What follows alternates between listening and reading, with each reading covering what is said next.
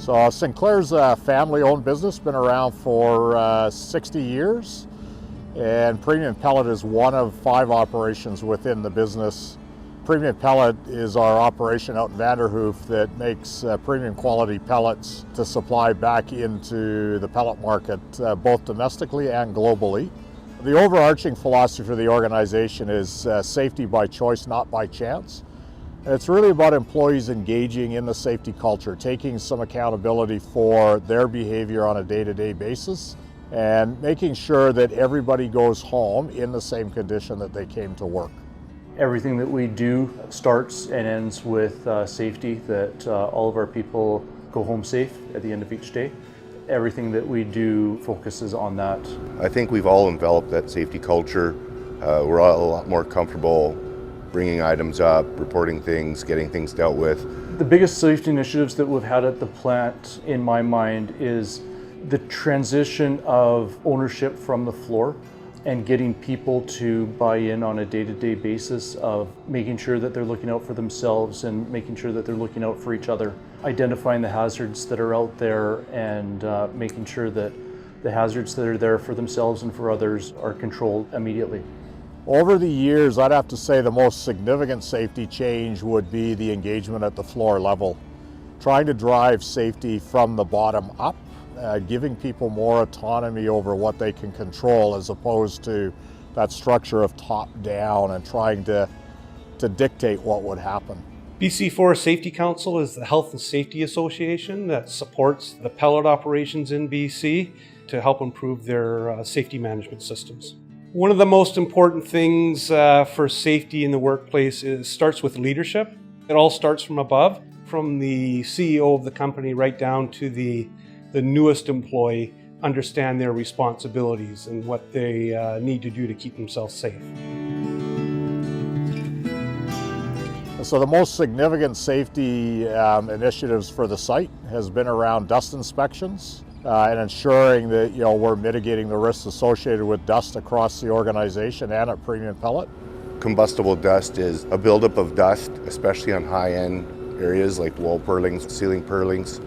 And when you have dust movement, you get that dust cloud and you have a heat source, so that together in a confined space could lead to an explosion. First thing in the morning on every shift, we go do an inspection, and that's through the whole plant. And with that inspection, it gives people an idea where to go to clean up that dust. And then we do our weekly inspections, which include high-end cleanup, purlings and wall purlings, things like that, which is a little more aggressive. And we also, from those inspections, if there's a leak somewhere or whatnot, we will get that dealt with. Since the implementation of our combustible dust program, we've seen a reduction in combustible dust.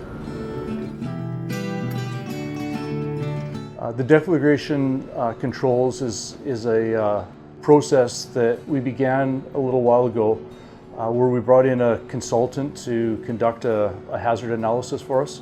And we are now working with suppliers to look at our systems and what we need to upgrade and change in our systems to protect our systems from deflagration events.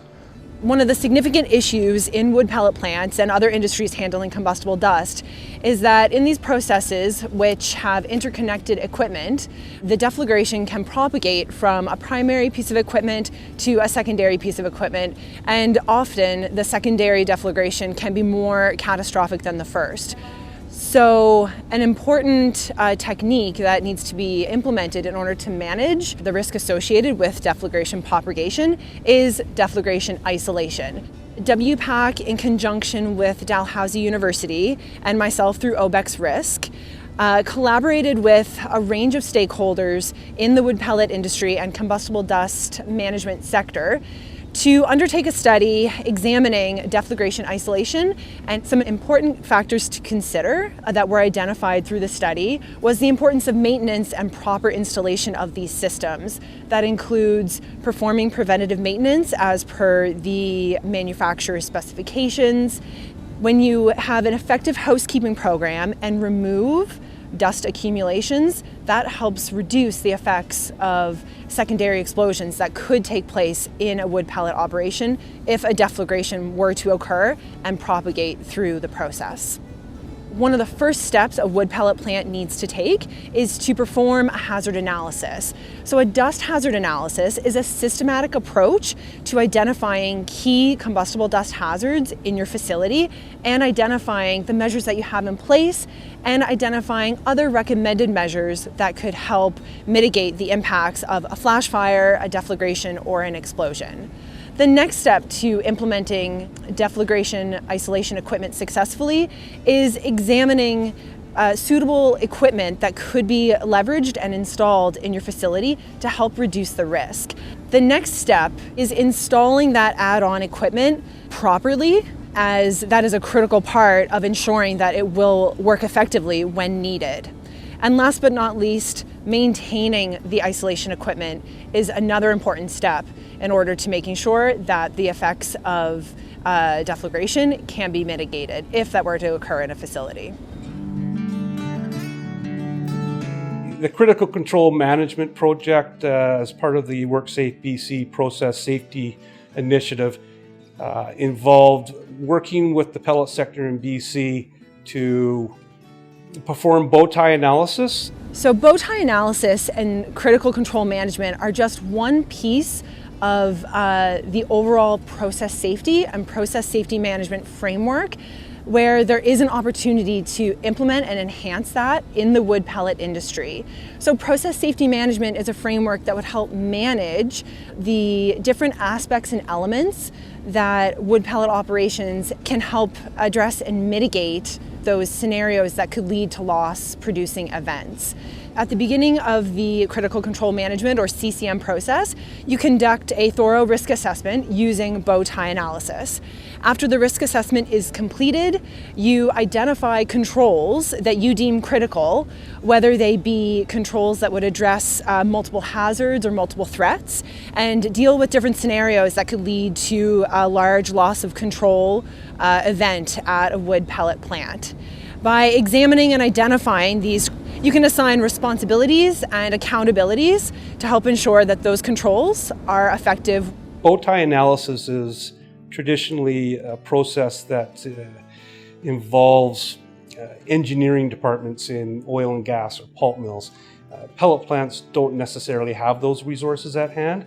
So we had to develop a process that could be utilized at this operational level. It forced us to identify what are called critical controls. The critical controls are those that if everything else fails, if all of your other controls fail, that one critical control will keep your people safe. We put on a belt dryer symposium at the request of WorkSafe BC with the industry. And it was because of the increased fire events that were taking place.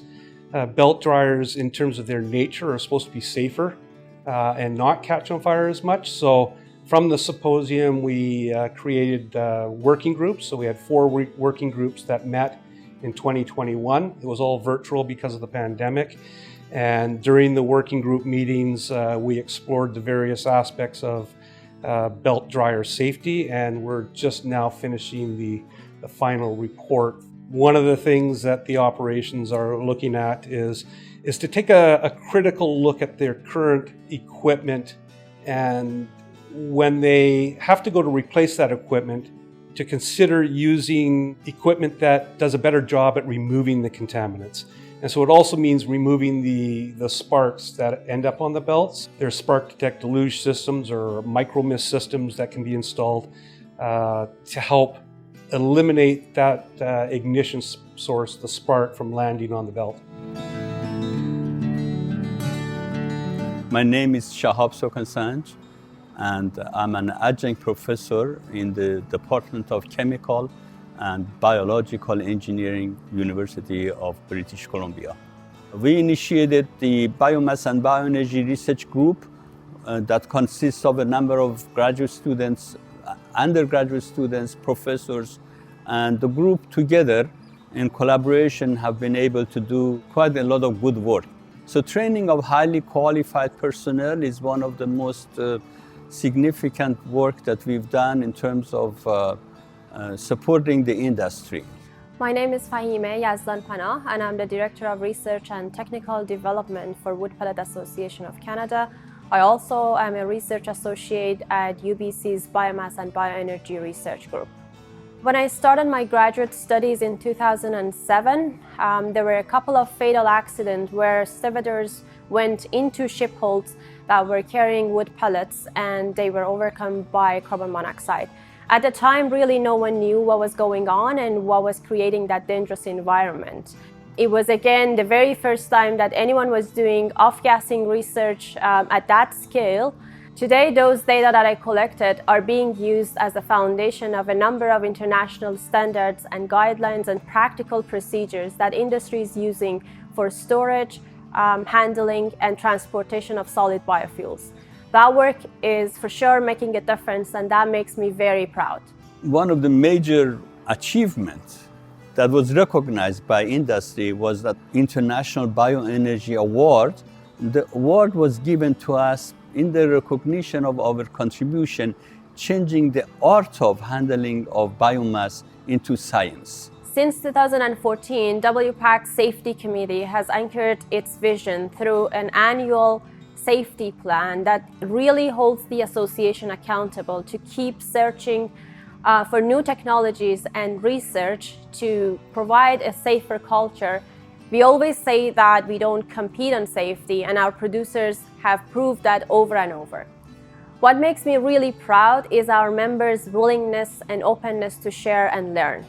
I myself witnessed firsthand the phenomenal collaboration between pellet producers, dryer manufacturers, consultants, and academic representatives. Everything safety makes me proud. That every time somebody reports something, every time something gets fixed or dealt with in a timely manner, that all of it makes me proud.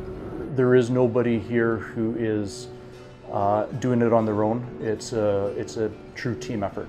There's no point in making a product if you can't do it safely. There's a good group of people here that are passionate about looking after each other and doing the right thing for the right reason. And that just makes my life a whole lot easier at the end of the day.